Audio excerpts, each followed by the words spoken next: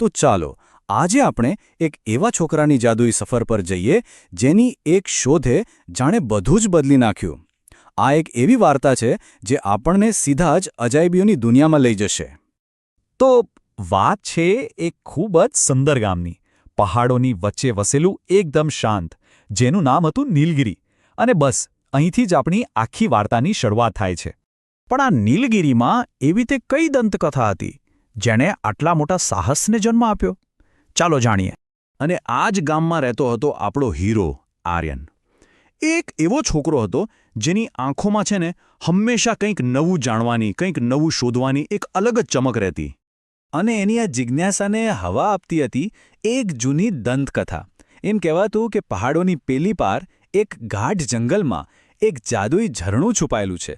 અને ખબર છે, લોકો તો એવું પણ કહેતા કે જો કોઈનું દિલ સાફ હોય, એકદમ સાચું હોય, તો એ ઝરણું એની કોઈ પણ ઈચ્છા પૂરી કરી શકે છે. બસ આ જ દંતકથાએ આર્યનને પ્રેરણા આપી અને અહીંથી જ શરૂ થાય છે આર્યનની એ અવિશ્વસનીય સફર જંગલ તરફ. અને પછી જુઓ શું થયું. એક દિવસ આર્યનના હાથમાં એક જૂની ચોપડી લાગી અને એમાં શું હતું ખબર છે? એ જ જંગલનો નકશો. બસ પછી તો પૂછવું છું, કોઈને કશું જ કહ્યા વગર એ એકલો જ નીકળી પડ્યો એ રહસ્યમય જંગલની સફરે. તો સફર શરૂ થઈ. જેઓએ એ ગાઢ જંગલમાં પ્રવેશ્યો એને હવામાં એક મીઠી સુગંધ આવવા લાગી. પક્ષીઓનું મધુર ગીત સંભળાવા લાગ્યું. અને થોડો આગળ ગયો ને તો એણે જોયું કે વૃક્ષોના પાંદડા તો જાણે સોનાના હોય એમ ચમકી રહ્યા હતા. ખરેખર આ જંગલ તો સાચે જ જાદુઈ હતું. અને હવે આવે છે એની આખી સફરની સૌથી મહત્વની ક્ષણ, એ જાદુઈ મુલાકાત. ચાલતા ચાલતા આખરે એ જગ્યાએ પહોંચી જ ગયો જેની એને ક્યારની શોધ હતી. એની આંખો સામે શું હતું? દૂધ જેવું સફેદ પાણી ખળખળ વહી રહ્યું હતું. અરે એ દૃશ્ય એટલું અદ્ભુત હતું કે એ તો બસ જોતો જ રહી ગયો. હા, આ જ હતું પેલું જાદુઈ ઝરણું. અને જેવી એણે એ પાણીને આંગળી અડાડી કે તરત જ એક ચમત્કાર થયો. એની સામે એક ખૂબ જ તેજસ્વી પરી પ્રગટ થઈ.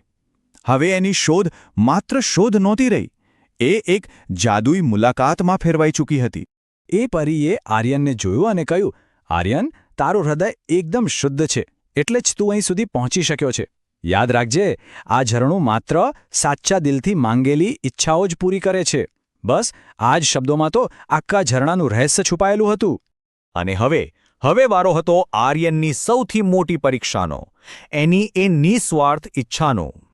એક પળ માટે વિચારીએ, આવી તક મળે તો કોઈ શું માંગી લે? આર્યન પાસે પણ પોતાના માટે ધન, દોલત, શક્તિ બધું જ માંગી લેવાનો મોકો હતો. શું લાગ્યું? એણે શું પસંદ કર્યું હશે? પણ ના, આર્યને પોતાના વિશે તો એક ક્ષણ પણ ન વિચાર્યો. એની આંખો સામે તો તરત જ એના ગામના દ્રશ્યો આવી ગયા.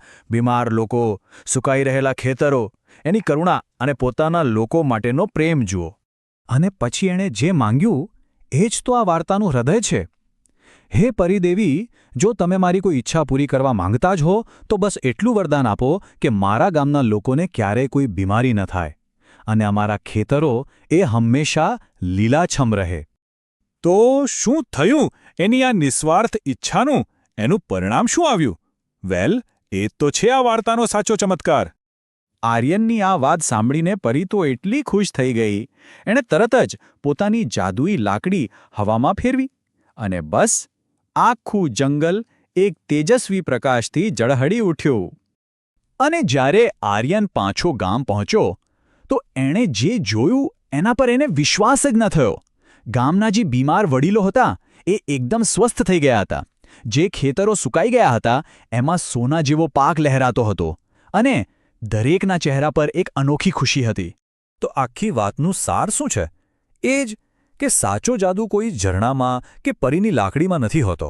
ના, અસલી જાદુ તો આપણા પોતાના દિલમાં, આપણી નિસ્વાર્થ ભાવનામાં અને બીજાની મદદ કરવાની એ જ ઈચ્છા છે ને એમાં જ છુપાયેલો છે.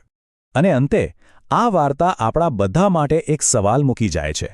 આપણા સૌની અંદર બીજાને મદદ કરવાની કોઈને કોઈ શક્તિ તો છુપાયેલી જ હોય છે. સવાલ બસ એટલો છે કે આપણી અંદર છુપાયેલો એ સાચો જાદુ એ કયો છે?